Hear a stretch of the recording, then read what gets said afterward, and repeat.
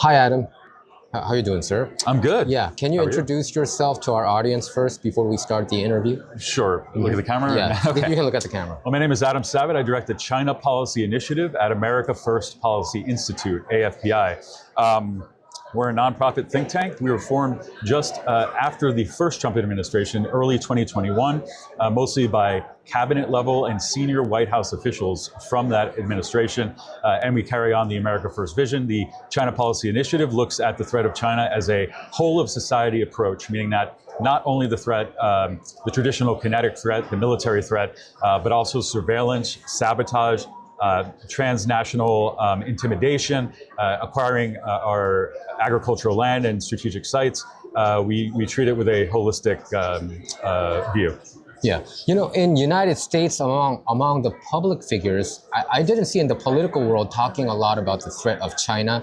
We talked a lot about the benefits of having a trade partner like China. And Sure. I remember back in the 2000s when I was going to college, early 2000s, things were cheap because it was all made in China. Sure. But Donald Trump, President Trump now, Yes. has been on the forefront talking about the threats of China. And I feel like if it wasn't for President Trump, we might not have even had this kind of conversation. What do you think? That's incredibly important. So what you're referring to is the early 2000s, late 1990s, Yeah. but really the key was admitting China to the WTO, the World Trade Organization, which gave them certain trade privileges, basically gave them the same privileges that other countries did, even though they had a closed economy, even though it was a communist government. And the hope was that opening up this huge market and engaging with this communist government would actually also open them up politically, make them more liberal politically. That did not happen. They successfully opened up their economy, which led to great prosperity, which led to people correctly say, and the regime correctly says, they lifted tens of millions, perhaps hundreds of millions from abject poverty to the middle class. It expanded their cities. People moved from rural to urban areas, but what it did not lead to is political liberalization. It only empowered and made the Communist Party richer. And now that Communist Party is building up its military, is building up its economic power, is creating a second pole away from the United States, and is trying to displace the United States. Did the CCP plan that out from the get-go, that they wanted their current communism system in play while having a separate, capitalism, so to speak, in a controlled entity? Or did they change while it's going? Did they react and say, hey, we might have too many people going to the westernized world, that it's a danger to their own regime, and we got to do something about it? Was that planned out from the get-go, or was it kind of them going through their own, ups and downs and then adjusting themselves? I think it's a mixture of the two, because of course all countries and all regimes are reacting to current events as they happen. I think it was a natural consequence that a country as big as China eventually would be seen as a good market for Western and other countries to try to access. And so eventually they would open up to the world. I guess it was a question, would those communist CCP leaders, how would they adjust to it? And as you're saying, I think they were astute in saying it was a risk for them to open up, but I think they successfully navigated increasing their police state, increasing their clampdown on the population, allowing no political dissent, but also just allowing enough freedom to allow for commerce in the way that we understand it, private corporations. But importantly, and this is biting them in the butt right now, which is that ultimately the Communist Party does control all commerce. So for example, like Jack Ma. Jack Ma is gone. Where is he, man? Well, he was disappeared and he was brought back. Yeah. But he was one of the most prominent businessmen of Alibaba, and maybe 3 or 4 years ago, he disappeared. And now he's being rehabilitated a little bit, but it's all about the needs of the regime. So it's not a free market. It's still very brittle, not what we would recognize. So Jack Ma doesn't control any of the Alibaba anymore? Is he out of the business scene? Because of his rhetoric, right? They didn't like, the CCP government did not like his rhetoric, right? In Yes. public. I don't know technically what his holdings are, or whether he has a controlling stake, or whether, I don't think he's in an executive position anymore. Okay. But let's just say he never really had control, because always the communist government is there and can seize it whenever they want. And any corporation of any size in China has members of the Communist Party who are sitting on the board. Okay, so they have full visibility in. They will, they'll veto any decision that is not to their advantage. So effectively, they control any private corporation. Okay. Is it true that in China, so I've been hearing this story a lot, that people just disappear out of the blue, not just Jack Ma. Like you would see a neighbor, but one day you see them every day, like for years, and then one day they're gone. Yeah. And they might be victim of organ harvesting. Is this really true, or is this just a kind of a fictional story that we're It's seeing? undoubtedly true. Like as far as numbers or as far as how frequently it happens, it's hard to say because China is a black box. You can't trust any numbers that are reported out of China or really any news that's reported out of China, including their economic numbers. But there's no doubt, and you know, this is a particular day where we should be talking about this because the Falun Gong, who produced the Shen Yun dance organization, which is amazing, right? It is amazing, actually. It's just on artistic merits, it's amazing.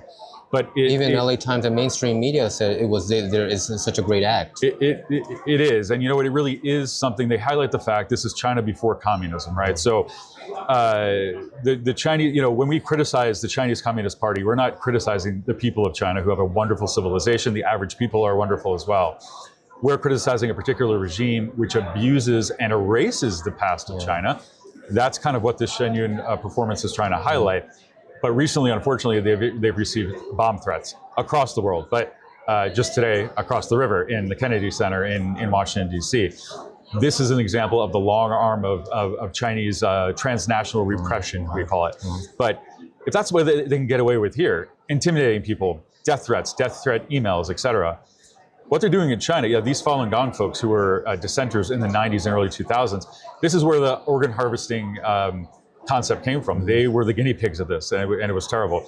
At the peak, there was 100 million of them. They constituted a major threat to the Chinese regime, and China disappeared them. China imprisoned them. China took their organs. So yes, it is a police state. They will go after anyone they perceive as a political So many threat. of them were victims of organ harvesting too, the people who are practicing Falun Gong, just because they practice Falun Gong. That's correct. And the weird thing is that the Chinese regime was okay with Falun Gong at first because they saw that it was popular. They thought it was sort of connecting to people. It's not a religion. Is it a religion, or it's more of a meditation thing, right? Correct. The best I've heard, yes, it's like a meditation sort of mind state sort of thing. It's not a religion in the sense. Like a Zen kind of similar situation. Yes, right? It's not a Western religion in the sense. It's not an Abrahamic religion. Which has been going on in Eastern culture for a long time in Asia, right? Yeah, and it is. But this particular one, and even the Chinese government embraced this at first because they thought it was a positive social movement.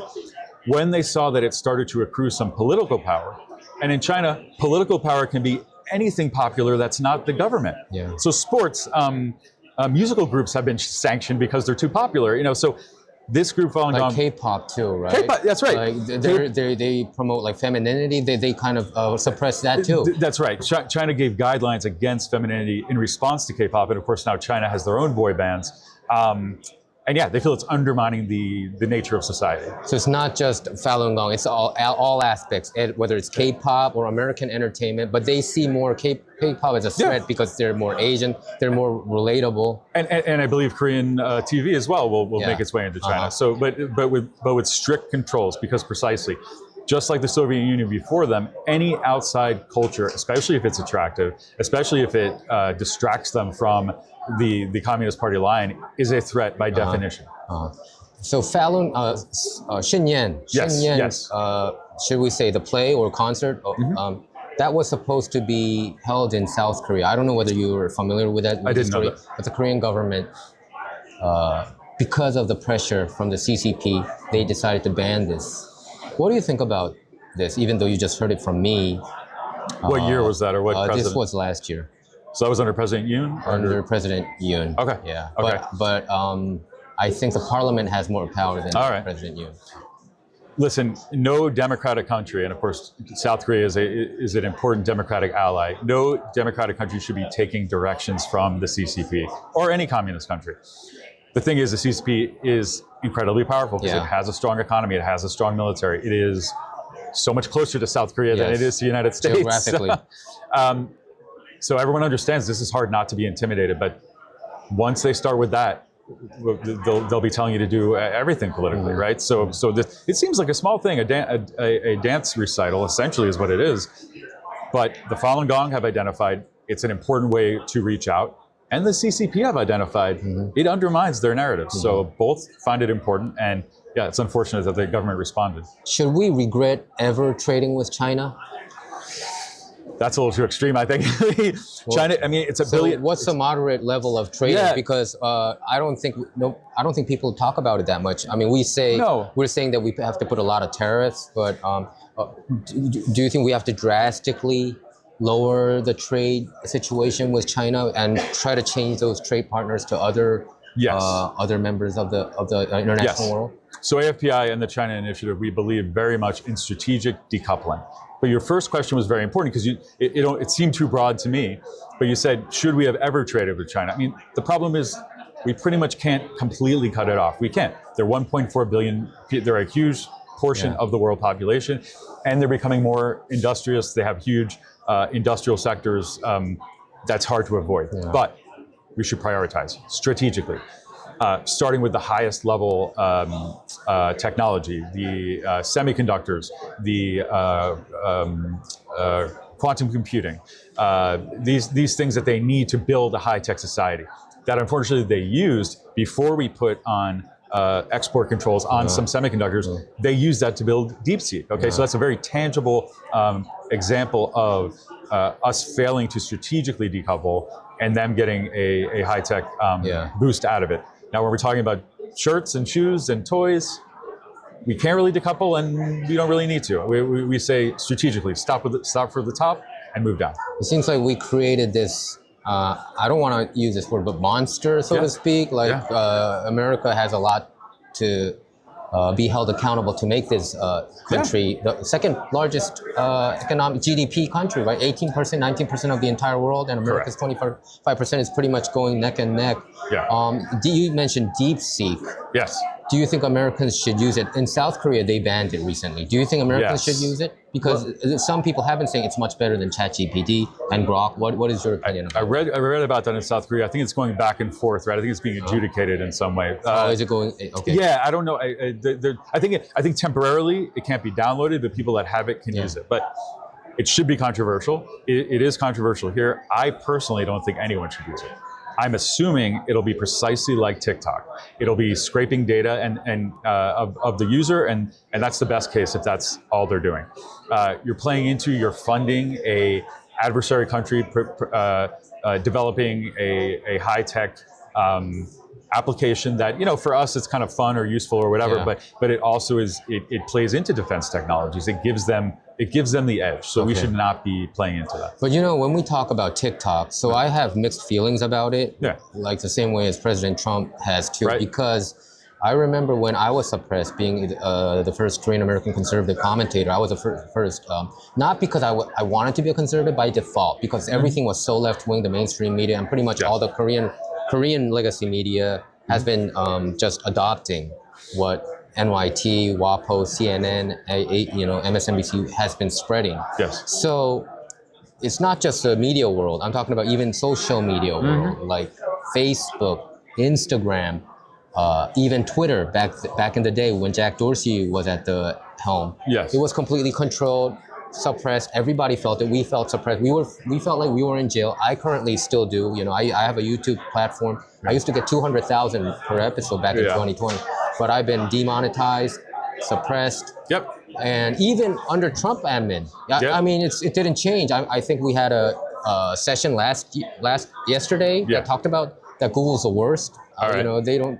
So that's why a lot of people gravitated towards, ironically, TikTok, because I saw a lot of conservative content coming out on TikTok, not on Facebook, not on YouTube, and I got it from TikTok. Yes. So isn't this the same situation with DeepSeek?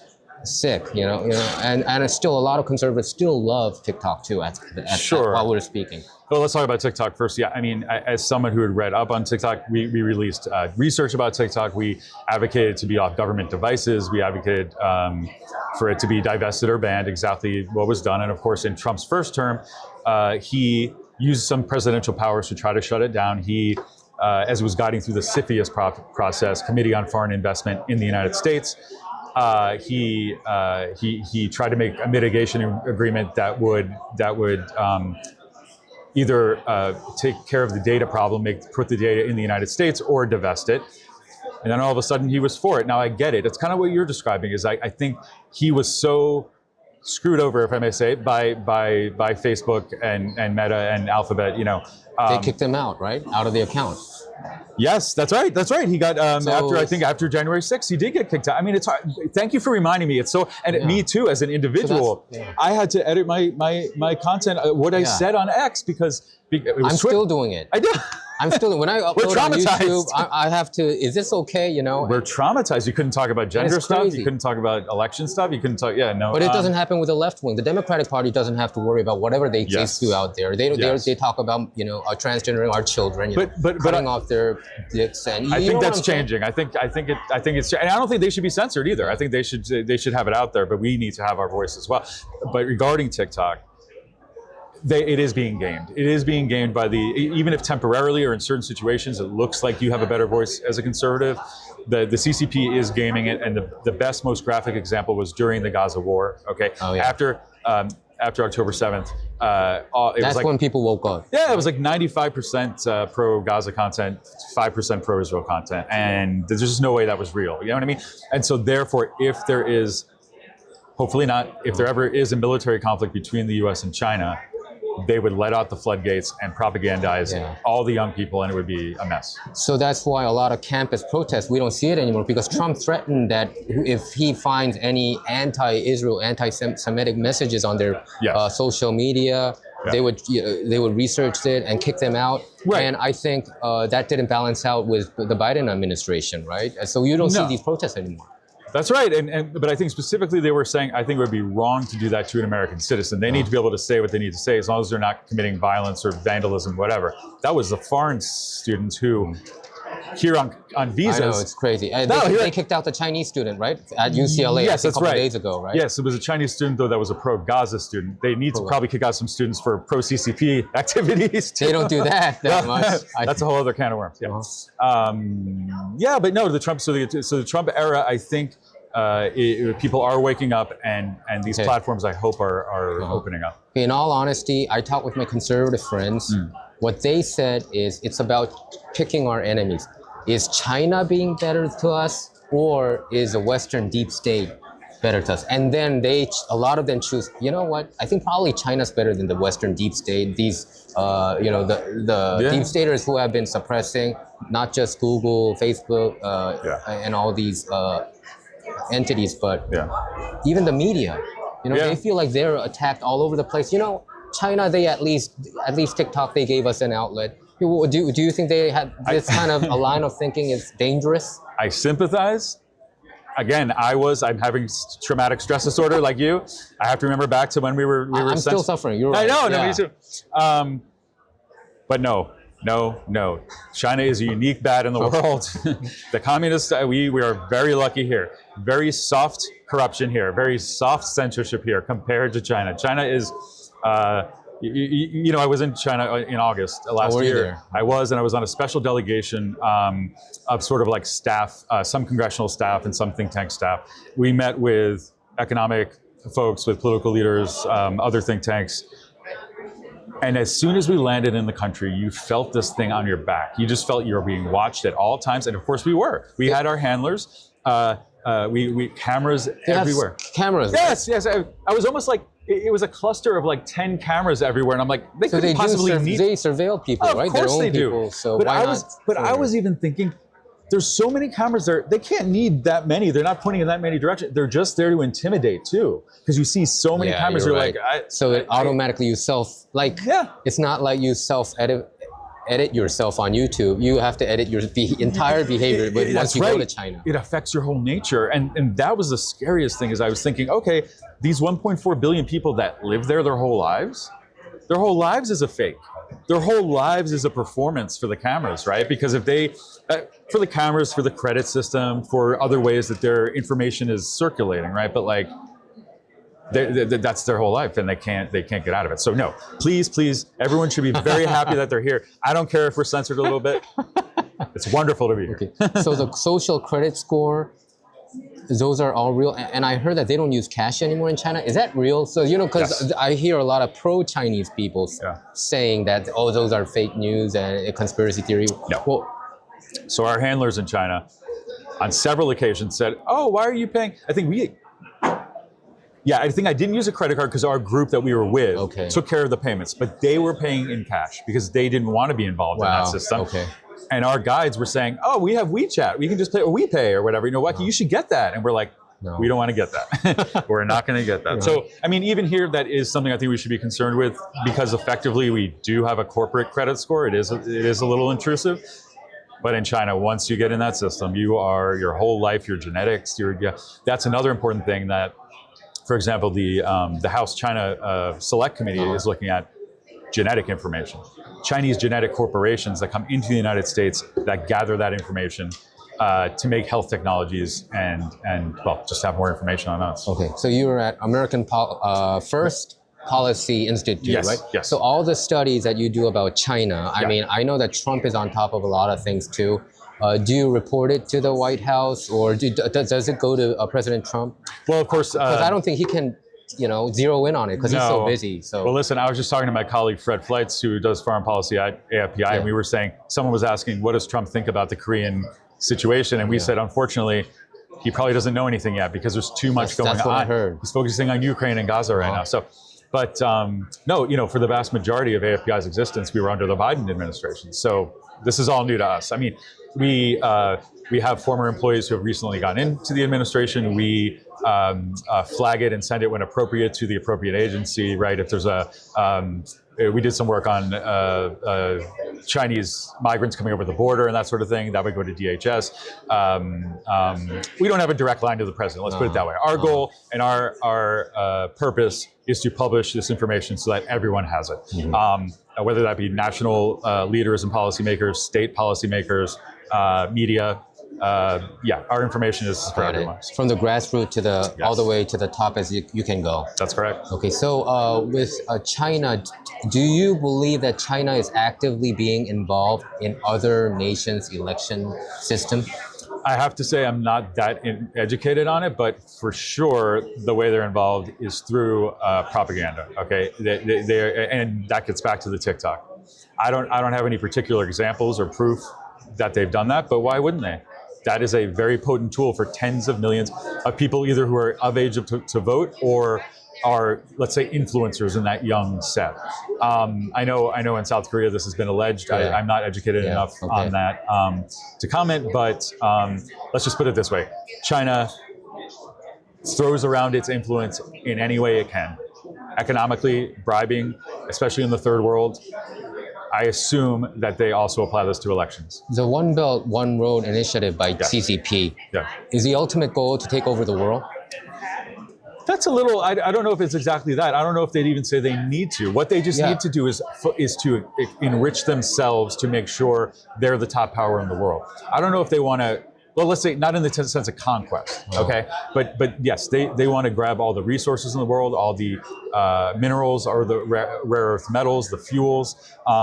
They want that all to come to China. Frankly, they probably want to rebuild the Middle Kingdom, right? Because in the past, China didn't necessarily hold a lot of empire in the sense of territory, but it assumed everyone would sort of bring tribute to it. Yeah, got it. Because I hear from people who are sympathetic to China saying that's not true, that they never talk about trying to spread their influence, but that's also incorrect. That's the entire core of what they do. But I mean, they set these goals. I mean, the Belt and Road is an official program, and the Belt and Road is explicitly to facilitate natural resources and trade to come to China. So if you're at CCP, obviously they didn't want Trump to be president. So there has been some theories that how could COVID happen in March? The pandemic lockdown happened in March of 2020.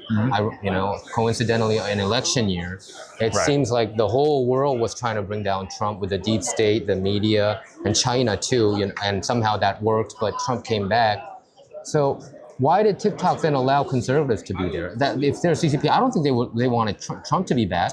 Why do you think they allowed it? Or did they use that loophole where they saw a lot of people leaving Facebook and Instagram, and they just caught that, who was a trickle down effect, so to speak? I lean more towards that. I think that the CCP is conniving, is effective at certain things, but generally they're slow to react, and I think it is mostly opportunism. So going back to COVID, I absolutely believe it was created in a lab. It was meant to be either studied or weaponized. A biochemical? Yes, weapon?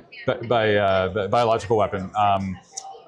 Studied by China, but Fauci being involved too, you believe, with a gain of I better not go.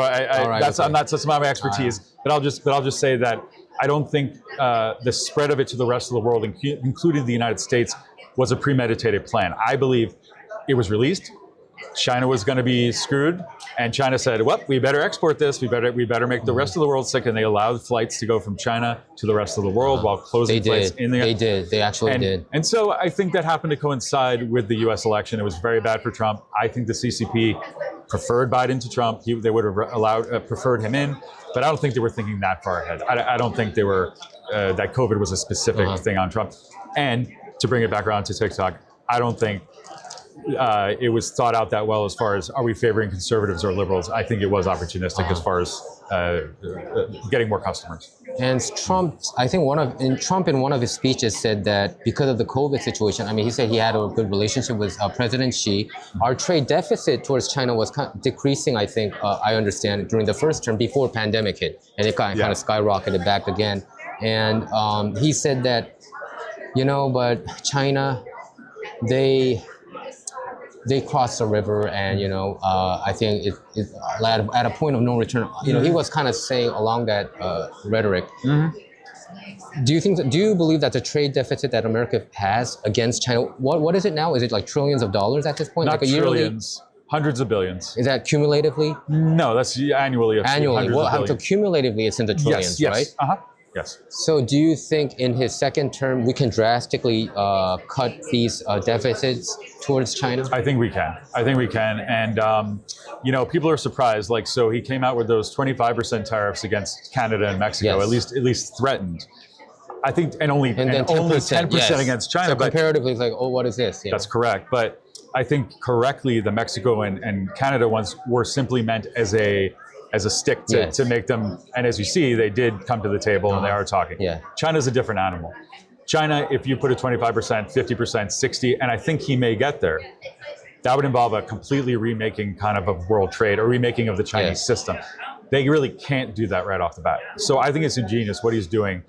The 10%, he's tying it directly to fentanyl. He says, act on fentanyl and then we can take this off. So it's a slow ratcheting up. It gives them a chance to respond. And their responses were not really a trade war. They were relatively restrained at this moment. There were some import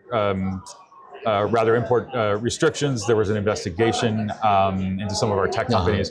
But we're both staying moderate. And I think that's the genius thing. As we ramp it up, we'll start eating into that trade deficit, or China will come to the table and have another trade deal. And Chinese companies, they were using a loophole, right? They were kind of making like 80%, 90% here, and then bring it to Mexico and finish up the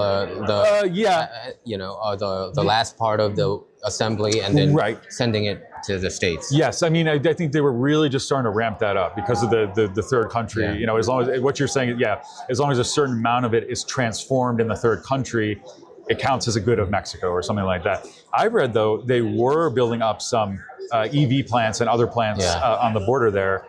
They're ramping it down a little bit because they're concerned that Trump will, there's a renegotiation of the USMCA, the North America Free Trade Agreement, and they're concerned that Trump is going to put more tariffs on Mexico, and therefore moving those Chinese factories to Mexico isn't going to help.